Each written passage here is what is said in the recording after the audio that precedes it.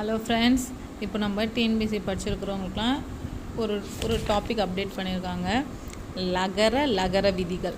So இதுக்கு முன்னாடி நம்மளுக்கு வல்லின மெய்கள், மெல்லின மெய்கள், இடையின மெய்கள் நம்மளுக்கு தெரியணும். வல்லினம் அப்படின்னாலே கசட தபர, மெல்லினம்னா ஞனன ஞமன, இடையினம்னா எரல வழலை.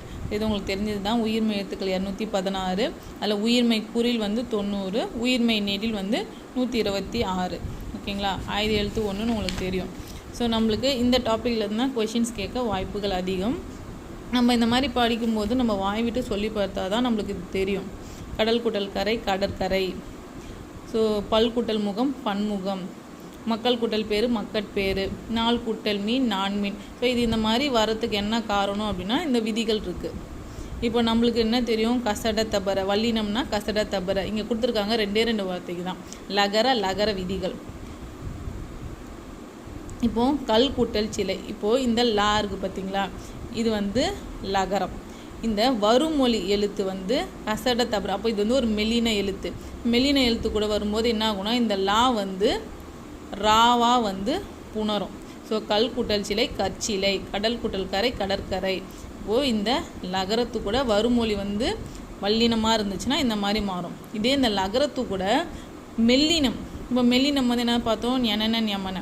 ஸோ இந்த எழுத்து வந்துச்சு அப்படின்னா இந்த லகரம் நகரமாக மாறும். இந்த சின்ன லா சின்ன நாவாக மாறிடும் அப்படின்னு ஞாபகம் வச்சுக்கோங்க. இப்போ அடுத்தது லகரம், பெரிய லா. இந்த லகரத்தை தொடர்ந்து வரும் வல்லினம். ஸோ லகரத்தை அடுத்து வல்லினம் வந்துச்சு அப்படின்னா மக்கள் குட்டல் பேர், மக்கட்பேருன்னு மாறிடும். ஓகேங்களா? ஸோ இந்த கசட தபர. ஸோ இது எப்படி பிரியும்னு உங்களுக்கு தெரியும். பே எப்படி பிரியும்? இப்பு கூட்டல் ஏ. கரெக்டுங்களா? ஸோ இப்போ அடுத்தது, இப்போ இந்த லகரத்தை தொடர்ந்து மெல்லினம். இப்போ வல்லினம் வந்துச்சுன்னா லகரம் டகரமாக மாறிடும். இந்த லகரத்து கூட மெல்லினம் வந்துச்சுன்னா நகரமாக தெரிஞ்சிடும். இதுக்கு ஒரு ஷார்ட்கட். இப்போ இங்கே சின்ன லா கூட வருமொழி மெல்லினமாக இருந்துச்சுன்னா சின்ன நாவாக பிரியும். இதுக்கு பெரிய நாவாக பிரியும். இங்கே பார்த்தீங்கன்னா வல்லினம் கூட இந்த லகரத்து கூட மெல்லினம் பார்த்தோம்னா நான் பார்த்தோம். வல்லினம் வந்துச்சு அப்படின்னா ரகரமாக மாறும், இங்கே டகரமாக மாறும். அவ்வளோதான் டிஃப்ரென்ஸு. இப்போ கண்டிப்பாக ஒரு கேள்வி நம்ம இங்கே எதிர்பார்க்கலாம்.